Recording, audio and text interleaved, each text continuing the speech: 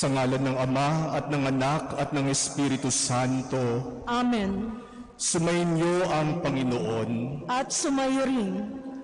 Mga minamahal na kapatid, magpasalamat tayo sa Panginoon at darating natin ang ikasyam at huling simbang gabi.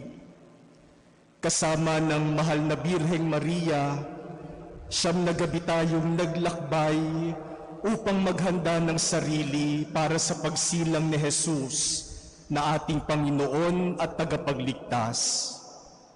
Ngayong nalalapit na ang kanyang pagdating, naway tanggapin natin siya ng buong puso at tanggapin natin ang kanyang pagliligtas sa atin. Sa pasimula ng ating banal na misa, ihanda rin natin ang ating mga sarili na tanggapin si Jesus na kasama natin ngayon. Pakumbabang pagsisihan natin ang ating mga nagawang kasalanan, humingi tayo sa Diyos ng awa at kapatawaran, at ipagkatiwala ang ating mga sarili sa habag ng Panginoon.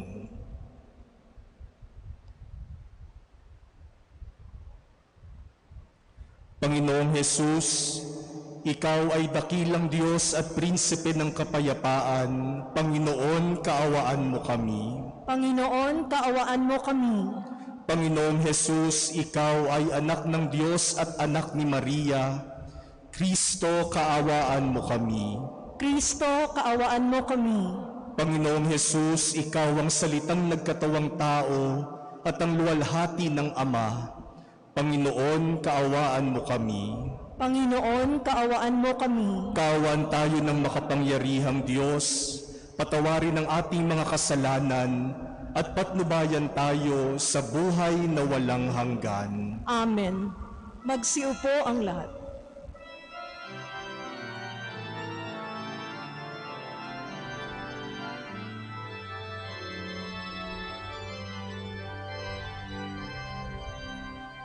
Luwalhati sa Diyos sa kaitaasan, kaloob sa lupa ay kapayapaan.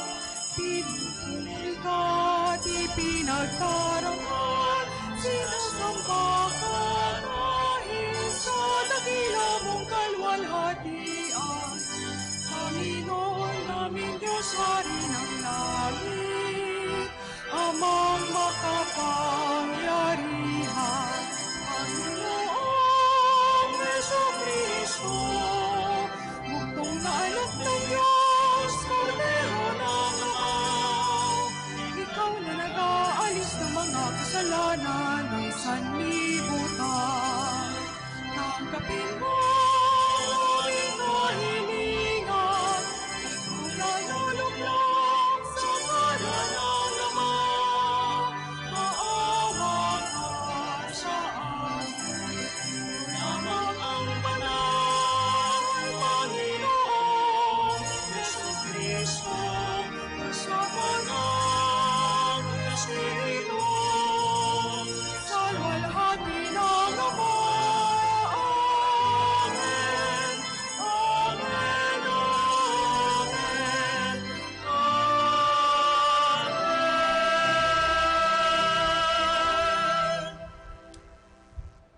Manalangin tayo.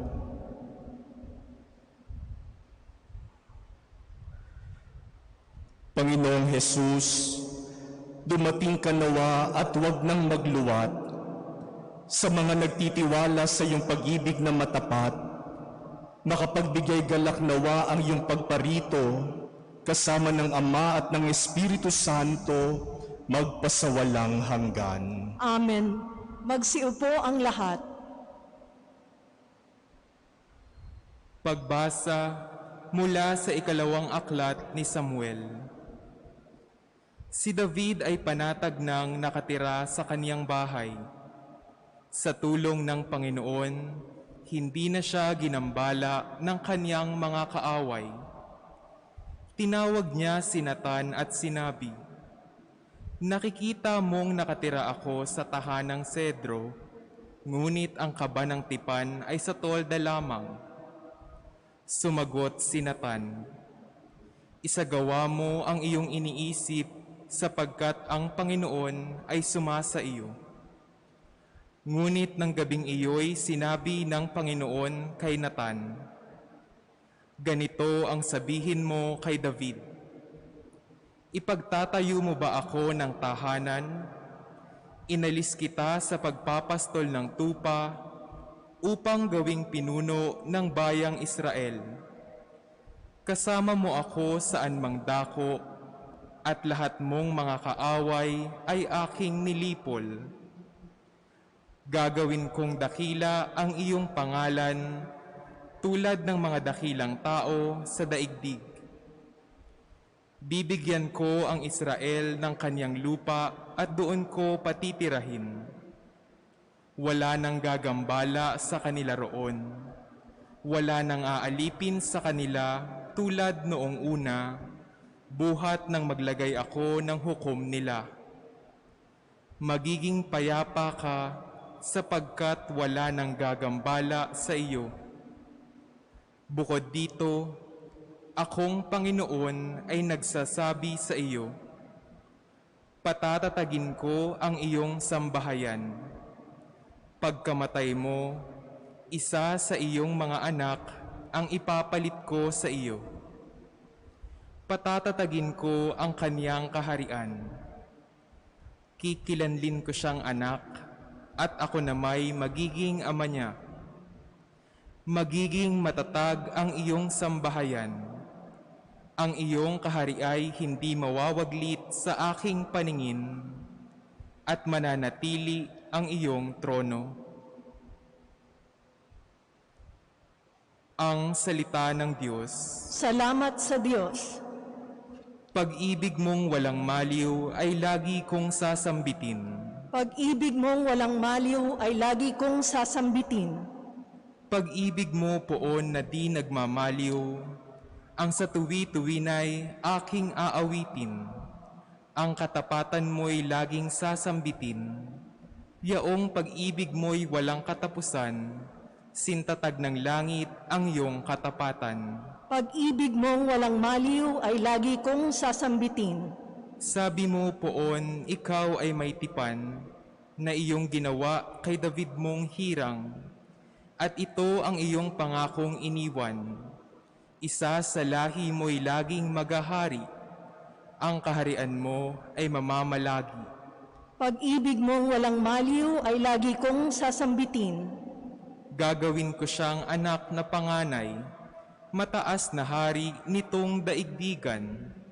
Laging magahari ang isa niyang angkan, sintatag ng langit yaong kaharian. Pag-ibig mong walang maliw ay lagi kong sasambitin. Magsitayo ang lahat.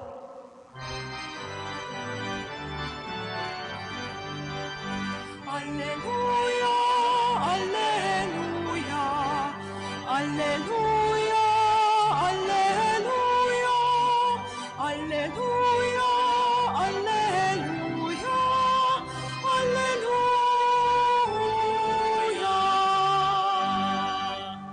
Sinag ng bukang liwayway at araw ng kaligtasan, halina't kami tanglawan.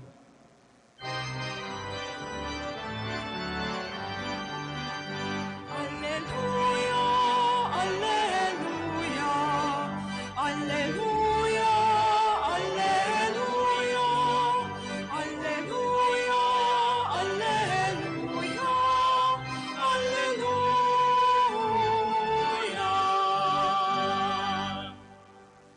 Sumainyo ang Panginoon. At sumayo rin. Ang mabuting balita ng Panginoon ayon kay San Lucas. Papuri sa iyo, Panginoon.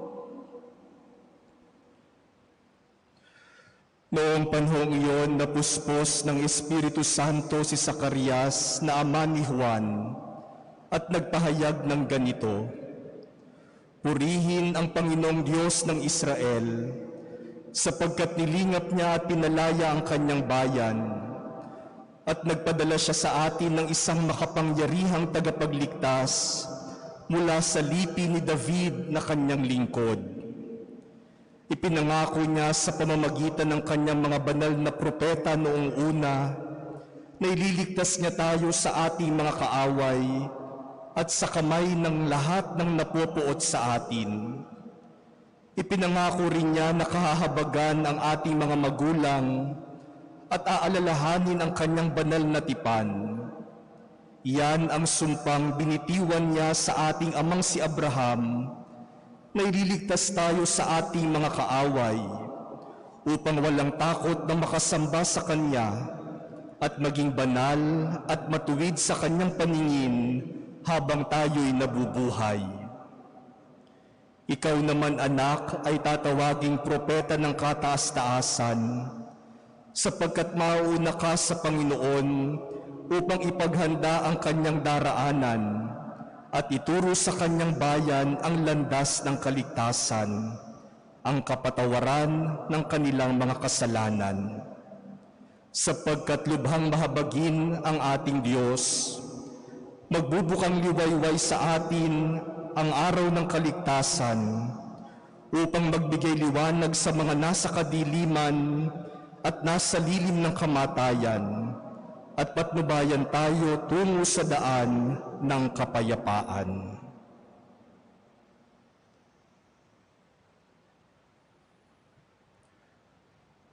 Ang mabuting balita ng Panginoon. Pinupuri ka namin, Panginoong Hesukristo. Magsiupo ang lahat. Mga minamahal na kapatid, salamat sa Panginoon at narating natin ang ikasyam at huling simbang gabi. Sa kabila ng pandemya ay nakumpleto rin natin ang 9 na araw ng ating paghahanda para sa pagsilang ng Panginoon. Nais ko pong batiin ang lahat ng mga nakakumpleto ng 9 na gabi. Maari po bang tumayo yung nakakumpleto ng 9 na gabi? O yung honest po, ha? O marami, no? Marami. Palakpakan naman po natin ang bawat isa, no? Maraming salamat po sa inyo, no? Maraming salamat. Nakumpleto natin ang 9 na simbang gabi at bukas ang huling araw ng Adbyento at bukas ng gabi sasalubungin na natin ang Pasko. Isisilang na si Jesus. Darating na ang tagapagligtas. Mga minamahal na kapatid, yan ang dahilan kung bakit darating si Jesus. Upang tayo ay iligtas. Hindi siya darating para lamang bumisita. Hindi siya darating just to say hello and then leave again. Hindi siya darating para lamang manatili ng ilang sandali at iwanan muli tayo. Darating siya upang magligtas. Darating siya para maging ating tagapagligtas. Kaya nga ang pangalang ibinigay sa Kanya ay Jesus. Ang Diyos ay nagliligtas. Pero ano ba ang ibig sabihin ng kaligtasan? Madalas nating binabanggit sa simbahan ang salitang yan, kaligtasan. Paano ba natin nauunawaan ang kahulugan ng salitang ito? Salvation, no? Kaligtasan. Kadalasan kapag pinag-uusapan natin ang kaligtasan, ang iniisip natin ay yun sa wakas ng ating buhay, sa kamatayan at sa buhay na walang hanggan. Yan kaagad ang pangunawa natin kapag pinag-usapan ang kaligtasan. It is about death, judgment, and eternal life. And if we are allowed entrance to the kingdom of God, then we are saved. Ang pagpasok sa langit ay kaligtasan. At tama po yan. Yan ay bahagi ng kahulugan ng kaligtasan.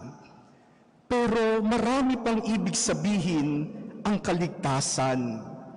Hindi natin kailangang maghintay ng wakas ng ating buhay at ng pagsisimula ng walang hanggang buhay para maranasan ang kaligtasan. Maging ngayon pa lamang, inililigtas na tayo ng Panginoon. Simula nang dumating si Jesus, hindi na nagwakas ang kanyang pagliligtas sa atin.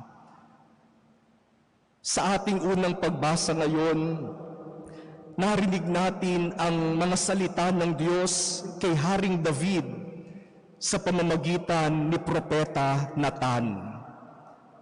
At sinasabi ng Diyos kay Haring David, "Bagamat ikaw ang kinikilalang hari, ako ang Diyos na nagliligtas. Ako ang magbibigay ng lupa sa aking bayang Israel. Ako ang magtatanggol sa aking bayan mula sa mga kaaway. Ako ang mag-iingat sa aking sambayanan. Gagawin ko ito dahil ang nais ko ay ang inyong kaligtasan." Kapag pinag-usapan pala natin yung kaligtasan, ibig sabihin din ito, nais ng Diyos na tayo ay mapabuti. Salvation is God's desire for our good. Nais ng Diyos ibigay kung ano yung mabuti para sa iyo. Dito man sa mundong ito, maging sa kabilang buhay, nais ng Diyos ang kabutihan mo. Yan ang kaligtasan. Nais ng Diyos na tayo'y maligtas, ibig sabihin, nais ng Diyos na tayo'y mapabuti. Nais ng Diyos na ibigay sa atin ang lahat ng pinakamamabuti para sa atin. At yan din ang dahilan kung bakit may Pasko. Nais ng Diyos na iligtas tayo at ginawa niya ang lahat, maging ang pagsusugo ng kanyang bugtong na anak. Kahit na mamatay si Jesus sa krus, mailigtas lamang tayo, mapabuti lamang tayo. Kaya narinig natin sa Ebanghelyo ngayon ang awit ni Zacarias, the Canticle of Zechariah.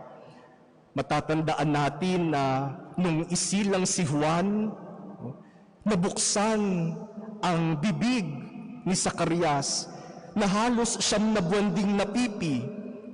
At sa pagbukas ng kanyang bibig, ano ang unang namutawi sa kanyang mga bibig?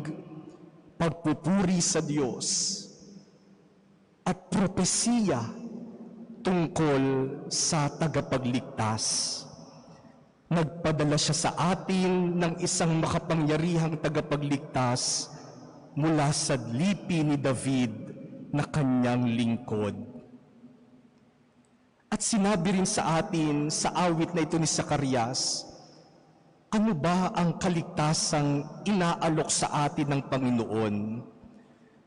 Ang kaligtasan pala ay pagpapalaya sa anumang umaalipin sa atin. Sabi ni Zacarias sa kanyang awit, sapagkat nilingap niya at pinalaya ang kanyang bayan.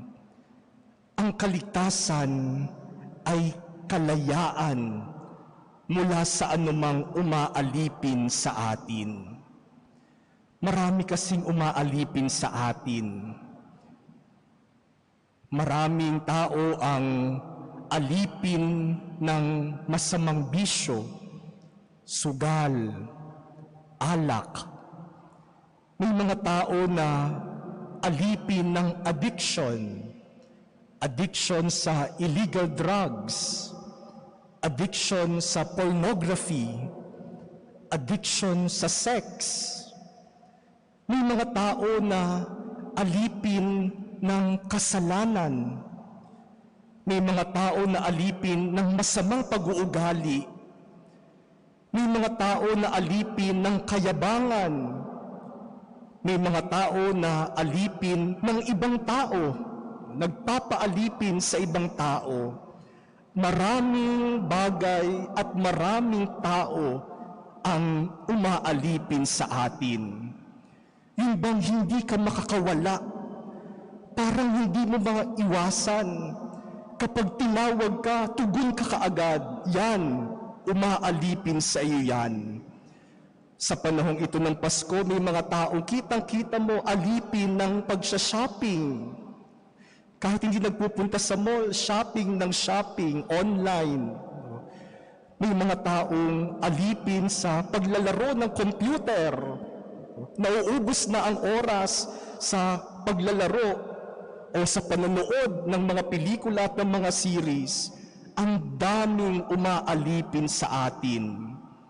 Ang mabuting balita ay ito, dumating si Jesus para mapabuti tayo, para palayain tayo sa anumang umaalipin sa atin. Sabi rin sa awit ni Zacarias, ang kaligtasan na dinala ni Jesus ay pagliligtas sa atin mula sa ating mga kaaway. Dahil gusto ng Diyos na tayo'y mapabuti, ililigtas niya tayo sa mga kaaway natin. At sino ba yung kaaway natin? Ang kasamaan at kasalanan. Yan ang kaaway natin. At mula dyan, nais tayong iligtas ng Panginoon. Ayaw ng Diyos na tayo'y mapasama. Gusto ng Diyos na tayo'y mapabuti. Kaya dumating siya upang iligtas tayo sa ating mga kaaway, sa kasamaan at sa kasalanan. At sabi rin ni Zacarias sa kanyang awit, ang kaligtasan ay ang habag ng Panginoon para sa atin. Kahahabagan tayo ng Panginoon, yan ang kaligtasan. Dumating ang Panginoon, dumating si Jesus, hindi upang husgahan tayo, hindi upang ipahamak tayo, hindi upang sitahin tayo, hindi upang pansinin ang mga mali at masasama nating gawi, hindi upang manghusga, magparusa. Dumating siya upang magligtas, magpakita ng habag at awa para sa atin. Yan ang kaligtasan. Nais ng Diyos na mapabuti tayong lahat, kaya dumating si Jesus, ang ating tagapagligtas. Pero mga minamahal na kapatid, kung nais ng Diyos na iligtas tayo, kung nais ng Diyos na mapabuti tayo, bakit pinapahamak natin ang ating mga sarili? Gusto ng Diyos na mapabuti ka, kaya huwag mong ipahamak ang sarili mo. Gusto ng Diyos na iligtas ka mula sa anumang umaalipin sa iyo, kaya huwag mong hayaang magpaalipin sa kung ano-ano at kung sino-sino. Do not allow yourself to be enslaved by anything or anyone. Hindi ka nilikha ng Diyos para maging alipin. Nilikha ka ng Diyos para maging kanyang anak. Kaya gusto ka niyang iligtas sa kung ano man ang umaalipin sa iyo. Ano ba ang umaalipin sa iyo ngayon? What enslaves you? Jesus is born in order to save you and free you from whatever enslaves you. Nais ng Diyos na tayo iligtas, kaya pinaglalaban niya tayo mula sa ating mga kaaway. Pero bakit maraming pagkakataon, kumakampi pa tayo sa kaaway? Gusto na nga ng Diyos na tayo'y iligtas mula sa ating kaaway. Pero marami naman pagkakataon, madali tayong nagpapatangay sa kaaway. Konting tukso lang, kampi na kaagad tayo sa kaaway. Dumating si Jesus para iligtas ka sa iyong ating mga kaaway. Huwag tayong kampi ng kampi sa kasamaan, sa kasalanan, at kay Satanas. Dumating si Jesus para ipakita ang habag ng Diyos sa atin, para patawarin tayo sa ating mga kasalanan. Pero bakit tinatalikuran natin ang kanyang alok ng kapatawaran? Bakit ayaw nating lumapit sa kanya, aminin ang ating mga kasalanan at humingi ng kapatawaran? Bakit nagyayabang pa rin tayo na hindi natin kailangan ang kapatawaran ng Diyos? O sasabihin natin, hindi kayang patawarin ng Diyos ang kasalanan ko. Yan ay kayabangan. Dumating si Jesus para iligtas ka, para mapabuti ka, para patawarin ang iyong mga kasalanan at ipadama sa iyo ang habag ng Diyos. Nais ng Diyos ang ating kaligtasan, huwag nating ipahamak ang ating sarili. At huwag din nating ipahamak ang ating kapwa. Kung gusto ng Diyos na iligtas tayo, gusto rin ng Diyos na iligtas ang ating kapwa-tao. Kaya huwag nating itutulak ang ating kapwa-tao sa kapahamakan kasi gusto rin silang iligtas ng Diyos. Huwag nating aalipinin ang sinuman dahil pinapalaya din sila ng Diyos. Huwag nating itutulak sa kasamaan o sa kasalanan ng sinuman dahil ipinaglalaban din sila ng Diyos mula sa kasamaan at kasalanan. At huwag tayong magmamalupit sa sinuman dahil sa ating kapwa ipinapadama rin ng Diyos ang kanyang awa at habag.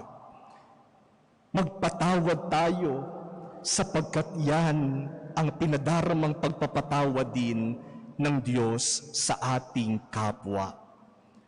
Yan, mga minamahal na kapatid, ang ibig sabihin ng kaligtasan. At yan ang dahilan kung bakit isisilang si Jesus. Hindi para sa kung anuman, hindi para lamang tayo'y magsaya at magkainan at magbigayan ng regalo. Ang dahilan ng Pasko ay ang ating kaligtasan, ang pagnanais ng Diyos ng ating kabutihan. Mga minamahal na kapatid, sana yung ating pagsisimbang gabi ay hindi lamang dahil challenging ang kumumpleto ng siyam na gabing pagsisimba. Sana hindi lamang tayo nagkumumpleto ng simbang gabi dahil sa pustahan. Nakipagpustahan kasi ako na makukumpleto ko. Para manalo ako, kaya dapat tuparin ko ang aking pangako. Sana hindi tayo nagsisimbang gabi dahil lamang gusto nating makasama ang ating boyfriend o girlfriend, o gusto nating silayan ng ating crush na nagsisimbang gabi din. Sana nagsimbang gabi tayo dahil kinikilala natin na kailangan natin si Jesus. Kailangan natin ng tagapagligtas at hindi natin kayang iligtas ang ating sarili. Lalong-lalo na po sa panahon ito ng pandemic, kitang-kita natin ang helplessness nating mga tao. Hindi talaga natin kayang iligtas ang ating sarili. Diyos ang magliligtas sa atin. At sa pandemic na ito, Diyos din ang magliligtas sa atin. Si Jesus ang tagapagligtas, hindi kung sino mang tao. Si Jesus ang tagapagligtas, hindi ako. Kaya sana kilalanin natin na si Jesus ang tanging tagapagligtas natin at kailangan natin siya. Sa pagsapit po ng Pasko, mga minamahal na kapatid, huwag lamang nating sabihing, Happy Birthday, Jesus. Sana sabihin din natin, Come, Lord Jesus, and save me. Halina, Jesus, at iligtas mo kami.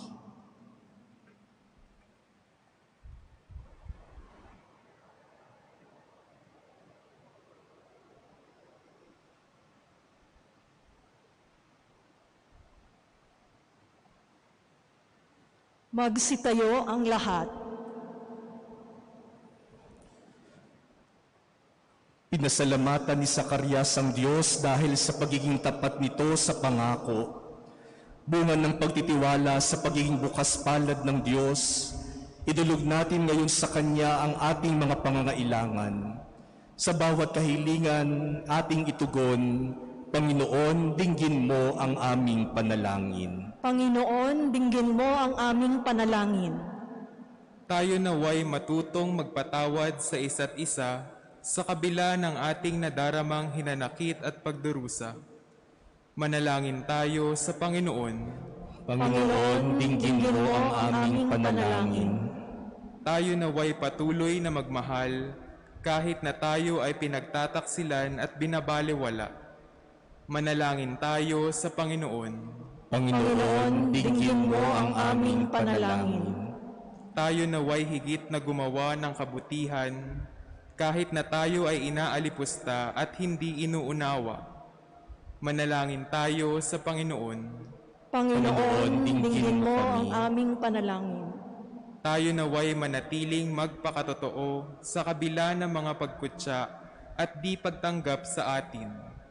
Manalangin tayo sa Panginoon. Panginoon, dinggin mo ang aming panalangin. Ang mga mahal natin sa buhay na namayapa na ay makapasok nawa sa ipinangakong kahariang walang hanggan. Manalangin tayo sa Panginoon.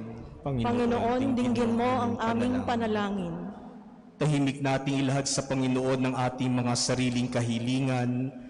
Alalahanin natin ang mga taong nangangailangan ng ating panalangin, gayon din ang mga nag-alay sa misang ito.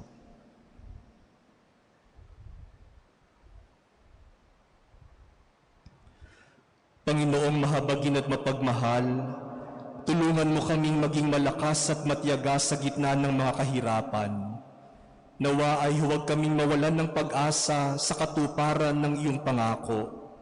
Hinihiling namin ito sa pamamagitan ni Kristong aming Panginoon. Amen. Magsiupo ang lahat.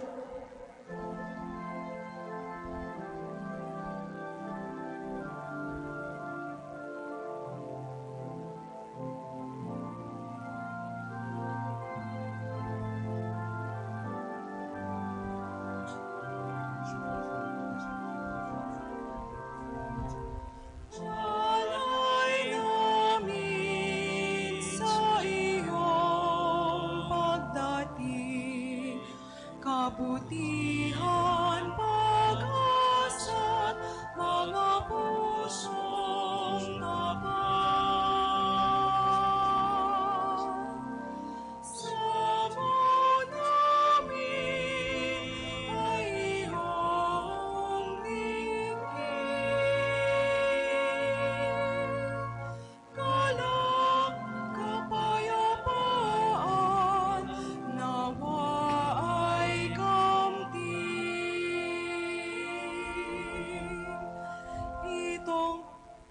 Magsitayo ang lahat. Manalangin kayo mga kapatid upang itong ating paghahain ay kalugdan ng Diyos amang makapangyarihan. Tanggapin nawa ng Panginoon itong paghahain sa inyong mga kamay, sa kapurihan niya at karangalan, sa ating kapakinabangan, at sa buong sambayanan niyang banal. Ama naming lumikha, ang mga alay namin ay iyong tanggapin, upang ang paghahain sa ikapagpapatawad ng mga kasalanan ay mapakinabangan namin. Pagindapatin nawa nito na aming panabikan ang pagdating ng iyong anak ng may dalisay na kalooban. Sa pamamagitan niya, kasama ng Espiritu Santo, magpasawalang hanggan. Amen. Sumainyo ang Panginoon. At sumayo rin. Itaas sa Diyos ang inyong puso at diwa. Itinaas na namin sa Panginoon. Pasalamatan natin ang Panginoong ating Diyos. Marapat na siya ay pasalamatan. Ama naming makapangyarihan, tunay ngang marapat na ikaw ay aming pasalamatan sa pamamagitan ni Hesukristo na aming Panginoon. Ang pagsusugo mo sa Kanya ay pinahayag ng lahat ng mga propeta. Ang pagsilang niya ay pinanabikan ng mahal na Birheng kanyang inang tunay sa kapangyarihan ng Espiritong Banal. Ang pagdating niya ay nilahad ni San Juan Bautista sa kanyang pagbibinyag. Ngayong pinaghahandaan namin ng maligayang araw ng kanyang pagsilang, kami nananabik at nananalangin lubos na makaharap sa kanyang kadakilaan. Kaya kaysa ng mga anghel na nagsisiawit ng papuri sa iyo ng walang humpay sa kalangitan, kami nagbubunyi sa iyong kadakilaan. Santo, Santo, Santo, Panginoong Diyos ng mga hukbo, napupuno ang langit at lupa ng kadakilaan mo. O sana sa kaitaasan, pinagpala ang naparirito sa ngalan ng Panginoon. O sana sa kaitaasan. Magsagihod ang lahat. Ama naming banal, ikaw ang bukal ng tanang kabanalan, kaya't sa pamamagitan ng iyong Espiritu gawin mong banal ang mga kaloob na ito, upang para sa amin maging katawan at dugo ng aming Panginoong Hesukristo. Bago niya pinagtiis ang kusang loob na maging handog, hinawakan niya ang tinapay. Pinasalamatan kanya, pinaghati-hati niya iyon, iniabot sa kanyang mga alagad at sinabi, "Tanggapin ninyong lahat ito at kanin. Ito ang aking katawan na ihahandog para sa inyo."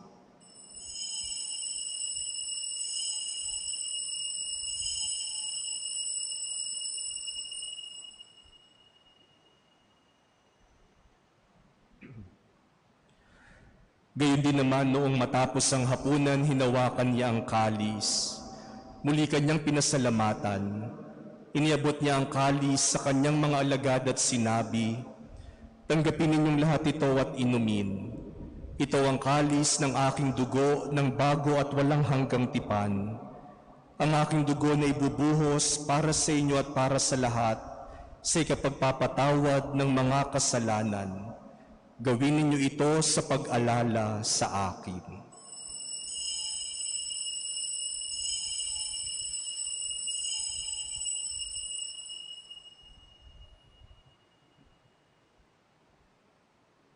Magsitayo ang lahat. Ipagbunyin natin ang misteryo ng pananampalataya. Si Kristo'y namatay, si Kristo'y nabuhay, si Kristo'y babalik sa wakas ng panahon. Ama, ginagawa namin ngayon ang pag-alala sa pagkamatay at muling pagkabuhay ng iyong anak. Kaya tiniaalay namin sa iyo ang tinapay na nagbibigay buhay at ang kalis na nagkakaloob ng kaligtasan.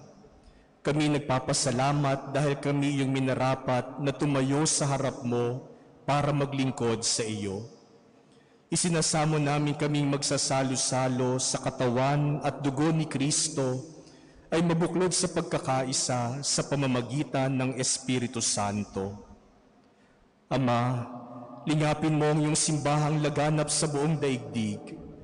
Puspusin mo kami sa pag-ibig kay San ni Francisco na aming Papa, ni Broderick na aming tagapangasiwa at ng Tanang Kaparian. Alalahanin mo rin ang mga kapatid naming nahimlay nang may pag-asang sila'y muling mabubuhay, gayon din ang lahat ng mga pumanaw. Kawaan mo sila at patuloyin sa iyong kaliwanagan. Kawaan mo at pagindapating kaming lahat na makasalo sa iyong buhay na walang wakas. Kaysa ng mahal na Birheng Maria na Ina ng Diyos, ng kanyang kabiyak ng puso si San Jose, kaysa ng mga apostol at ng lahat ng mga banal na namuhay dito sa daigdig ng kalugod-lugod sa iyo, may pagdiwang nawa namin ang pagpupuri sa ikararangal mo sa pamamagitan ng iyong anak na aming Panginoong Hesukristo.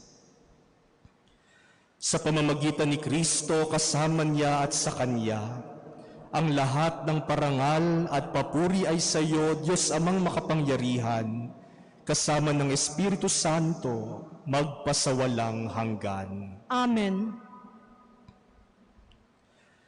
Taglayang pusong nananabik sa pagdating ni Jesus na ating tagapagligtas, sama-sama tayo ngayong tumawag sa ating mapagmahal na Ama sa langit.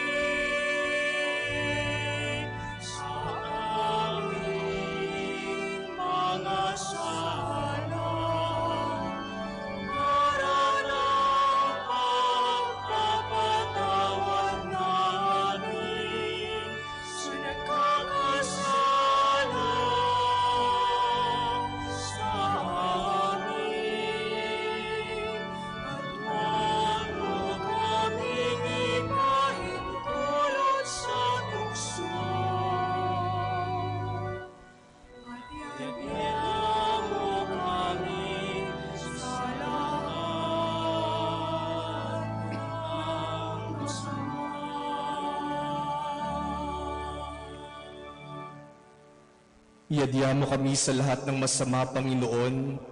Pagkalooban mo kami ng kapayapaan araw-araw. Iligtas mo kami sa maraming tukso at kasalanan. Ilayo sa lahat ng panganib at kapahamakan. Samantalang aming pinananabikan ng dakilang araw ng pagpapahayag ng tagapagligtas naming si Hesu Kristo. Sapagkat iyo ang kaharian at ang kapangyarihan at ang kapurihan magpakailanman. Amen. Panginoong Hesu Kristo, sinabi mo sa iyong mga apostol, kapayapaan ang iniiwan ko sa inyo, ang aking kapayapaan ang ibinibigay ko sa inyo. Tunghayan mo ang aming pananampalataya at huwag ang aming mga pagkakasala. Pagkalooban mo kami ng kapayapaan at pagkakaisa ayon sa iyong kalooban, kasama ng Espiritu Santo magpasawalang hanggan. Amen. Ang kapayapaan ng Panginoon ay laging sumainyo. At sumayo rin. Magbigayan kayo ng kapayapaan sa isa't isa.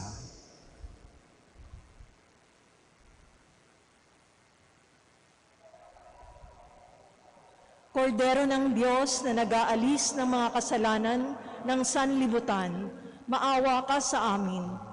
Kordero ng Diyos na nag-aalis ng mga kasalanan ng sanlibutan, maawa ka sa amin. Kordero ng Diyos na nag-aalis ng mga kasalanan ng sanlibutan, ipagkaloob mo sa amin ang kapayapaan, magsiluhod ang lahat. Narito si Jesus, ang Kordero ng Diyos, ang ating tagapagligtas. Siya ang nag-aalis ng mga kasalanan ng sanlibutan, napakapalad nating tatanggap sa Kanya. Panginoon, hindi ako karapat-dapat na magpatuloy sa iyo, ngunit sa isang salita mo lamang ay gagaling na ako. Mga kapatid, ang katawan ni Kristo. Amen.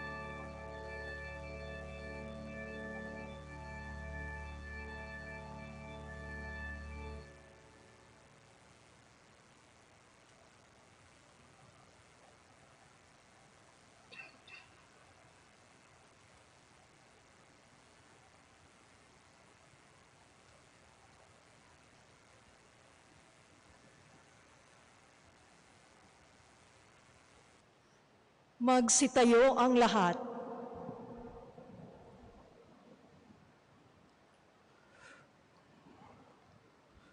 Manalangin tayo.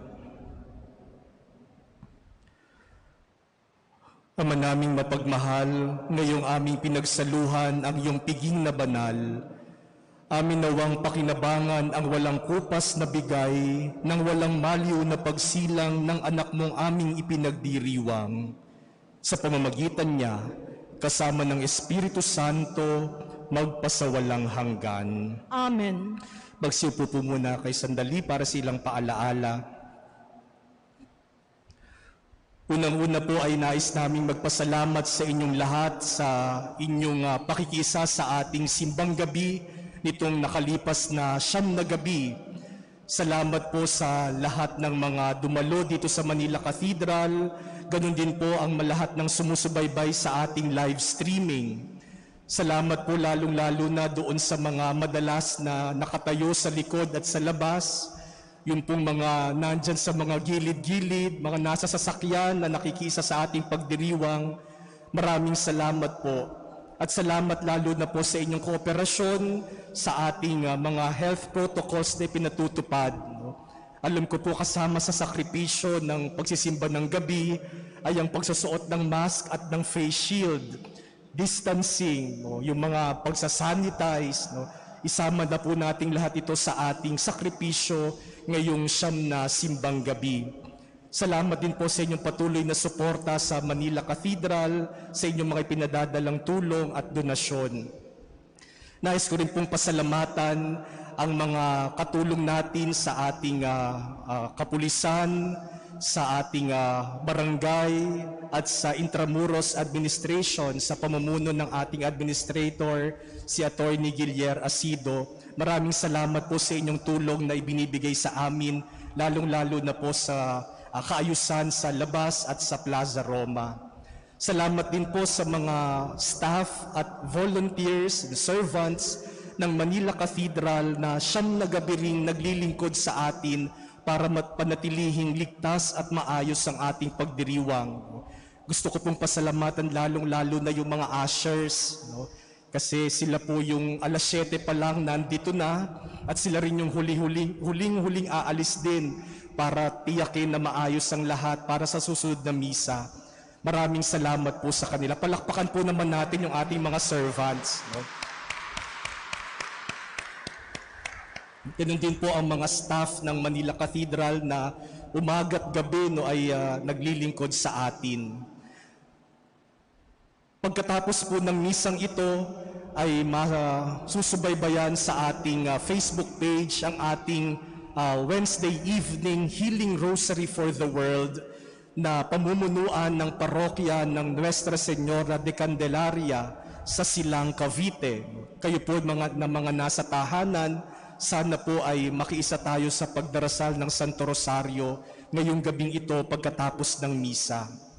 Bukas po ng gabi, ang misa natin para sa pagsalubong sa Pasko ay sa ganap na 8 o'clock in the evening, ang ating Christmas Eve Mass na pamumunuan ng ating Apostolic Administrator, Bishop Broderick Pabilio.